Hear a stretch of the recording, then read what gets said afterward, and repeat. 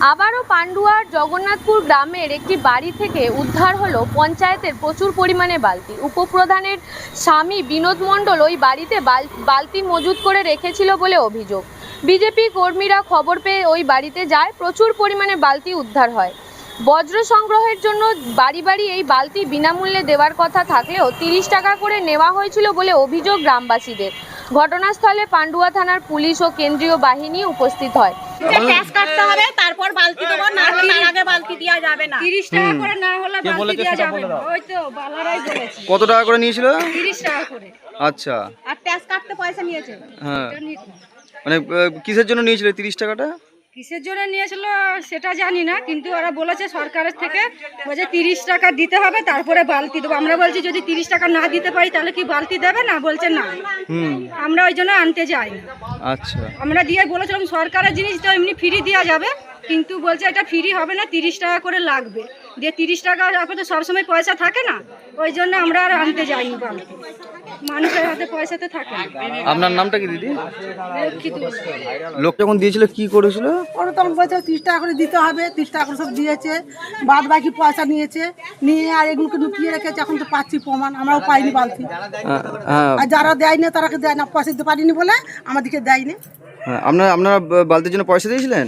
না, আমরা যাবে আমাদের বাড়ি তো দেবো, আমরা তো জানি না। সেই পয়সাটা ওনারা নিয়ে দেয়নি, ঘরের মধ্যে লুকিয়ে রেখেছে। আমরা লোকের মুখে খবর শুনে তো আসছি। আচ্ছা, কি নাম আপনার? আমার সন্ধ্যাদুল্লাহ। সরাইতিন্না গ্রাম পঞ্চায়েতের উপপ্রধান স্বপ্না মণ্ডলের বাড়িতে বিক্ষোভ শুরু করে গ্রামবাসীরা।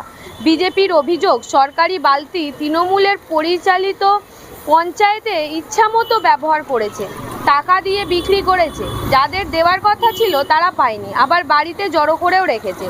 এর বিহিত চাই। কি হয়েছে? এখানে বসে বালতি দেওয়া হয়েছে, সবাইকে ডাকা হয়েছে, সবাইকে ডাকা হয়েছে।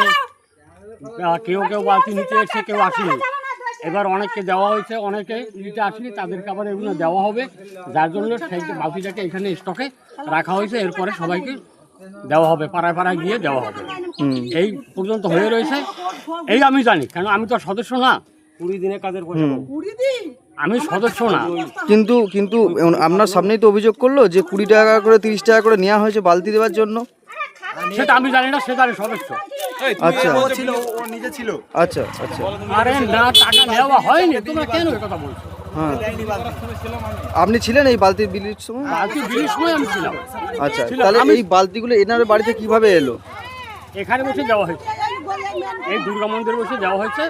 তা কোথায় নিয়ে যাবে? এখানেই রাখা হয়েছে।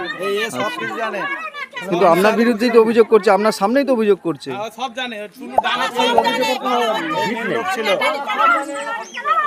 কি নাম আপনার? আমার নাম নির্মল বালা। নির্মল বালা। হ্যাঁ। আপনি কি করেন, কোন দল করেন? টিএমসি পার্টি করে বলো। টিএমসি পার্টি করতাম, এখন আমি কোনো পার্টি করি। এখন করবেন না। বালতি কোত্থেকে এলো এগুলো? দেখুন, আমরা কালকে রাত্রে খবর পেলাম যে এই একটা বাড়িতে, জগন্নাথপুরে একটা বাড়িতে সরকারি কিছু বালতি স্টক আছে। সেই খবর পেয়ে আমরা আজকে সকালবেলা আমরা সবাই মিলে আমরা এসছি, এসে দেখি সত্যি ঘরের ভিতর কিছু বালতি, অনেক বালতি এখানে পড়ে আছে। এটা আজকের নয়, প্রায় 1 বছর প্রায় হয়ে গেছে, ভোটের আগের। কেন থাকবে? আমাদের একটাই প্রশ্ন, এই বালতিগুলো কেন থাকবে? জনগণের বালতি, সরকার দিয়েছে মানুষকে দেবার জন্য। এই বালতিগুলো কেন মানুষের বাড়িতে থাকবে? উপপ্রধান কেন রেখেছে এই বাড়িতে? তার জবাবটা আজকে উপপ্রধানকে এখানে দিতে হবে। এগুলো তো বিলি করার কথা ছিল। এটা তো বিলি করে, এই বালতির পিছনে এক একটা বাড়ি থেকে 20 টাকা করে নিয়েছে, এই বালতি বিক্রি করেছে।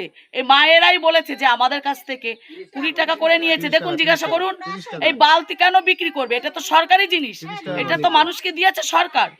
20 টাকা করে কেন নেবে? তোমরা এসো। কেন 30 টাকা করে নিয়েছে? এক একটা বালতি বিক্রি করেছে, 30 টাকা করে নিয়েছে।